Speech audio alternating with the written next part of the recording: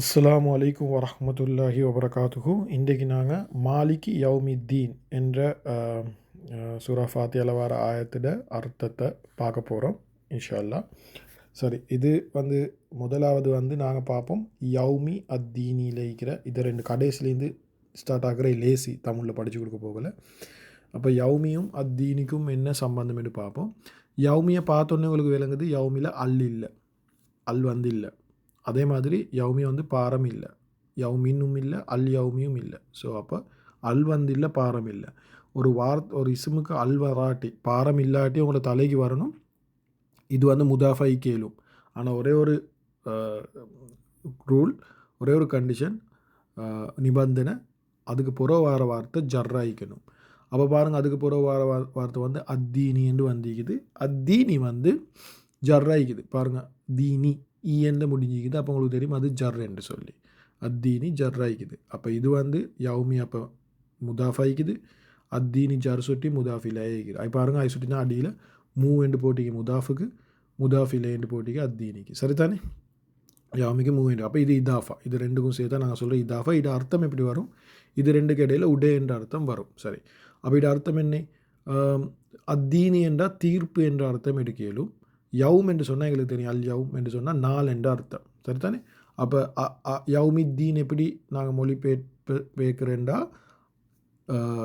தீர்ப்பு உடைய நாள், தீர்ப்பு உடைய நாள். யௌமித்தீன் என்றால் தீர்ப்பு உடைய நாள். சரிதானே? அது சரியான லேசி. சரி, ஓகே. அடுத்தது பார்ப்போம், மாலிகிக்கும் யௌமிக்கும் என்ன சம்பந்தம் இருக்குதுண்டு. மாலிகி நீங்கள் பார்த்தீங்கன்னு சொன்னால் மாலிகி என்ற வார்த்தைக்கு அல் இல்லை. அதே மாதிரி அது பாரம் இல்லை. மாலிகின்னுன்றது தான் பாரம், மாலிகி பாரம் இல்லை. அப்போ அல் இல்லை, பாரம் இல்லை. அப்போ இதுவும் முதாஃபெண்ட் எடுக்கலும். அப்போ நீங்கள் யோசிப்பீங்க, சரி ஓகே, இது முதாஃபெண்டா அடுத்து அதுக்கு புற வார வார்த்தை ஜர்ராயிக்கணும். சரிதானே? ஜர்ராயிக்கணும். அப்போ தான் அது முதாஃபிலே ஆவேலும். முதாஃபிலே ஜர்ராயிக்கணும். பாருங்கள், அடுத்த வார்த்தை யௌமி என்று வந்திக்குது. யௌமு இல்லை, யௌம இல்லை, யௌமி. அப்போ இது என்ன ஆகிக்குது? ஜர்ராவிக்குது.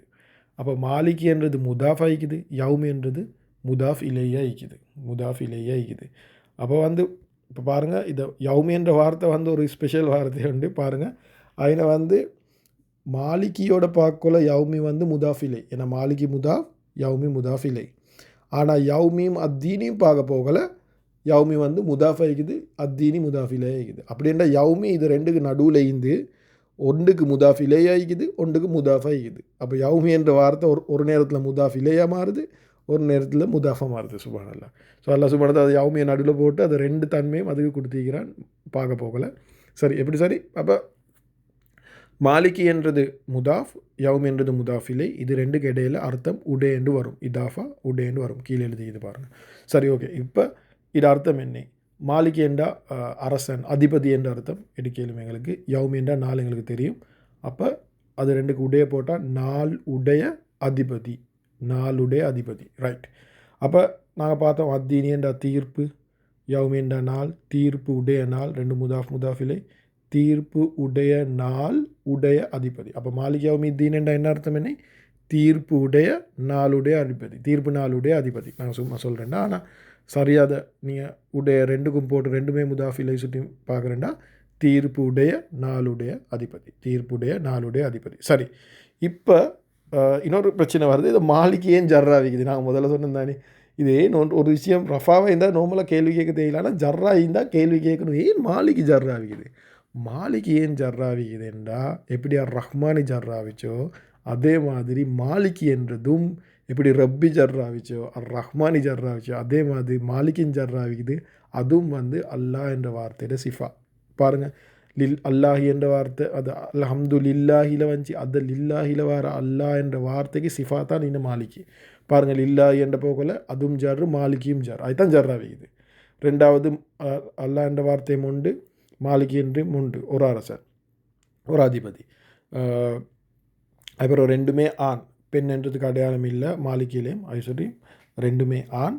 அதுக்கு பிறகு கடைசியாக ரெண்டுமே குறிப்பிட்டது. ஓகே, ஐநூறு பிரச்சனை வருது. அப்போ நீங்கள் சொல்லுவீங்க மாலிகில் அல் இல்லை, அதே எப்படி குறிப்பிட்டது ஆகிச்சு? நினைவுதான் நாங்கள் ரப்பி படிக்கல படித்தோம். ரப்பி குறிப்பிட்டது ஏண்டா முதாஃபிலை குறிப்பிட்ட சுட்டியும் அது முதாஃப் குறிப்பிட்டதுன்னு படித்தோம். அப்போ நீங்கள் பார்ப்பீங்க, ஓகே மாலிகிக்கு அல் இல்லை, அப்போ அது குறிப்பிட்டது இல்லை. ஆனால் முதாஃபிலை குறிப்பிட்டதாக இருந்தால் அது குறிப்பிட்டதாக மாறும். அப்போ போங்க மாலிக்கு வந்து குறிப்பிட்டது இல்லை. அப்போ போங்க முதாஃபிலைக்கு, முதாஃபிலை யௌமி, யௌமி குறிப்பிட்டதா, யௌமிக்கும் அல் வந்து இல்லை, அப்போ அதுவும் குறிப்பிட்டது இல்லை. அது சொல்லி அப்பயும் சொல்லலுமா மாலிக்கு குறிப்பிட்டது இல்லை தானே, ஏன்னா யௌமி குறிப்பிட்டது இல்லை, யௌமிக்கு அல் வந்து இல்லை. ஏன்னா முதாஃபிலை குறிப்பிட்டதாகினா தான் முதாஃப் குறிப்பிட்டதாகும். ஆனால் பிரச்சனை உண்டிக்குது, யௌமி என்ற வார்த்தைக்குது இது வந்து முதாஃப் ஆகிக்குது அத்தீனிக்கு அதே நேரத்தில். அப்போ நாங்கள் படித்தோம் முதாஃப் இலை குறிப்பிட்டதாக இருந்தால் முதாஃப் குறிப்பிட்டதாக மாறுது. அப்போ யௌமியும் அத்தீனியும் பார்த்தா யௌமி வந்து முதாஃப், அத்தீனி முதாஃப் இலை. அப்போ முதாஃப் இலை அத்தீனி குறிப்பிட்டதாக இருக்குது, அதில் அல் வந்து இருக்குது, அது சரி அது குறிப்பிட்டதாக இருக்குது. அப்போ முதாஃப் இலை குறிப்பிட்ட சுட்டியும் யௌமில அல் இல்லாட்டியும் அது குறிப்பிட்டதாக மாறுது. அப்போ யௌமி குறிப்பிட்டதாக மாறினா மாலிக் யௌமித்தீன் என்று வரப்போகல மாலிக்கு முதாஃப் ஆகிக்குது, யௌமி முதாஃப் இலை இருக்குது. அதே நேரத்தில் அது குறிப்பிட்டதாகவும் இருக்குது. ஏன் அத்தீனி குறிப்பிட்ட சுட்டியும், அத்தீனி குறிப்பிட்ட சுட்டியும் யௌமி குறிப்பிட்டதாக மாறுது, யௌமி குறிப்பிட்டது சுட்டியும் மாலிகி குறிப்பிட்டதாக மாறுது. சரியா?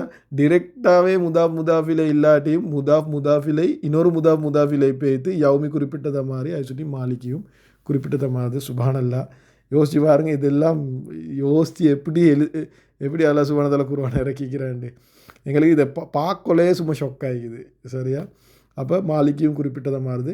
அப்போ ரெண்டுமே ஜர்ரு, ரெண்டுமே குறிப்பிட்டது, ரெண்டுமே உண்டு, ரெண்டுமே வந்து ஆனாய்க்குது. அது சுட்டி அல்லாஹ் என்ற வார்த்தையும் மாலிக் என்ற வார்த்தையும் மௌசூஃப் சிஃபாவாக ஆகிக்குது, மௌசூஃப் சிஃபா இட தன்மையாகிக்குது. ஸோ மாலிக் யௌமித்தீன் என்ன அர்த்தம்?